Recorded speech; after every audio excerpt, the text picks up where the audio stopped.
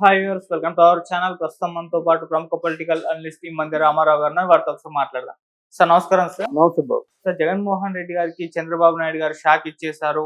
Files కొన్ని files అన్నిటిని కూడా సీజ్ చేస్తున్నారంట, సిఐడిని కూడా రంగంలోకి దించబోతున్నారంటూ వార్తలు అయితే ప్రచారంలో ఉన్నాయి. సార్, మరి ఇంతకు ఏం జరిగింది? ఏ ఫైల్స్ ని ఆయన సీజ్ చేయబోతున్నారు? సిఐడిని ఎందుకు రంగంలోకి దించబోతున్నారు? మరి జగన్మోహన్ రెడ్డి గారు అరెస్ట్ అయ్యే అవకాశం ఏమన్నా కనిపిస్తుంది అంటారా సార్?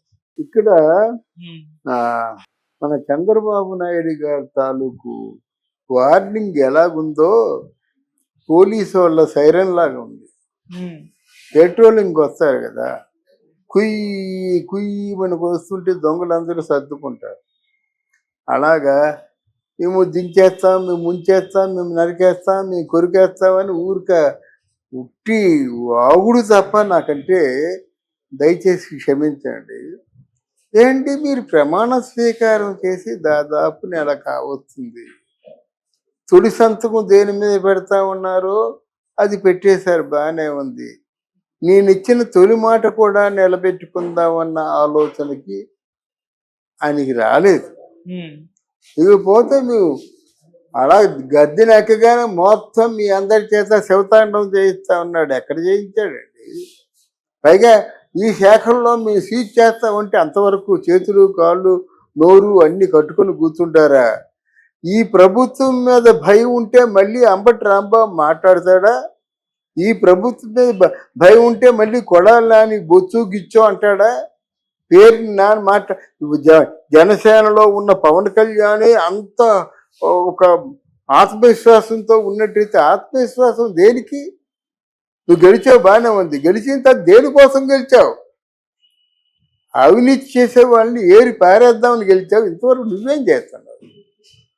నిన్నెవడో మార్కులు అడిగాడా నీ పరిపాలన ఎలాగుందని చెప్పేసి? నిన్ను ఎందుకు అనుకున్నారు? అసలు నిన్ను హోంశాఖలో కొంతమంది చెప్పారు ప్రజలందరూ. ఎందుకు హోంశాఖ తీసుకోలేదు? నువ్వు హోంశాఖలో ఉంటే నెల రోజులు ఈ మట్టి మశానం అంతా పూర్తిగా నాశనం అయిపోద్ది, మన సురక్షితమైన పరిపాలన అందిస్తారని ప్రజలు నమ్మారు. అది కాదని గ్రామీణాభివృద్ధి, పంచాయతీరాజు, పర్యావరణం అంటే సహజంగా అక్కడైనా కొంతమందికి కొన్ని ఆలోచనలు వస్తాయి. అంటే ఈ గవర్నమెంట్లో బాగా ఆదాయం ఉండే శాఖలు అవే. ఆ శాఖల్లో కొన్ని నువ్వు, కొన్ని లోకేష్ పంచుకున్నారు. అసలు వీళ్ళ మాట ఏమిటి? ఫస్ట్ ప్రశ్న కూటమి ప్రభుత్వం ఆలోచించుకోవాలి. రెండోది ఏంటంటే, అసలు నువ్వు సీజ్ చేసి ఏం చేస్తావయ్యా? ఫైళ్ళన్నీ తగలబడిపోయాయని నువ్వే చెప్తున్నావు. అక్కడొక సూత్రము, ఇక్కడొక సూత్రం పాటిస్తారా ఎవరైనా? జగన్మోహన్ రెడ్డి గారి ప్రభుత్వంలో కీలకమైన ఫైల్స్ అన్నీ ఎప్పుడైతే ఈయనకి ఓటమి దిశగా ఓట్లు పడ్డాయని తెలిసిందో అప్పుడే క్లియర్ అయిపోయి ఉంటాయి. నీకేం దొరుకుతుంది? ఏం దొరకదు నీకు. అప్పుడు చూడాలి. అది చూడలేదు. ఇప్పుడు అన్ని ఫైళ్ళన్నీ సీజ్ చేయండి అంటే ఫైల్ సీజ్ చేస్తే కానీ నువ్వు వాళ్ళని అరెస్ట్ చేయలేవు. నీ చేతిలో ఆధారాలు ఏమి లేవు. ఆధారాలు లేనివాడు నువ్వు ప్రతిపక్ష నాయకుడు ఏంటయ్యా బాబు? ప్రతిపక్ష నాయకుడు మాట్లాడితే చేతిలో ఆధారాలు పెట్టుకొని విట్నెస్ చూపిస్తూ ఇదిగో నువ్వు ఈ అన్యాయం చేశావని అంటాం కదా. మరి నీ చేతిలో ఉన్న ఆధారాలు ఏమైపోయాయి? నువ్వు లేకుండా మాట్లాడుతున్నావా, ఉండి మాట్లాడుతున్నావా? ఆధారం ఉన్నప్పుడు ఆయన శిక్ష వేయడానికి నీకేం కావాలి? అందువల్ల కొన్ని ఇట్లాంటి ప్రశ్నలకి మనం సమాధానం చెప్పడం కష్టం అవుతుంది. నువ్వు న్యాయం చేసావంటే నువ్వు చేసింది న్యాయం అనుకుని మేము కూడా ఆ న్యాయాన్ని విపులీకరంగా చెప్తాం. అంతేగాని నువ్వు చేసిందంతా నువ్వేదో ప్రాణాలు చేస్తున్నావు. నువ్వు పర్వాలేదు అనుకుంటుండే అసలు రావణాసురుడు 10 తలకాయలు పోయినాయి. 10 ఉన్నాయి కదా, వాడు పోయింది అనుకున్నాడట. అలా మొత్తం 10 పోయినాయి అన్నమాట. ఎందుకు పర్వాలేదు అనుకున్నాడు కాబట్టి. అలాగా నువ్వు ఉన్నావు. నువ్వు ఉండి ఇది కాదు ఈ నెల అయిపోయిందో చూసుకుందాం అనుకుంటే మొత్తం ఆ జగన్మోహన్ రెడ్డి చెప్పినట్టుగా కళ్ళు మూసుకుంటే 5 సంవత్సరాలు గడిచిపోతాయి. ఒకవేళ నువ్వు ఇలాగే పరిపాలన కొనసాగిస్తే జగన్మోహన్ రెడ్డి తప్పకుండా వస్తాడు. మళ్ళీ కొత్తగా చెప్తున్నాను నేను, ఇటువంటి నిస్సహాయ అంటే దయనీయ పరిపాలన చేసినట్టయితే నువ్వు ఎవరి మీద కూడా యాక్షన్లు తీసుకోకుండా గౌతమ బుద్ధుడు శ్రీరామచంద్రుడు అనిపించుకున్నట్టయితే మీరెందుకండి ప్రజలకి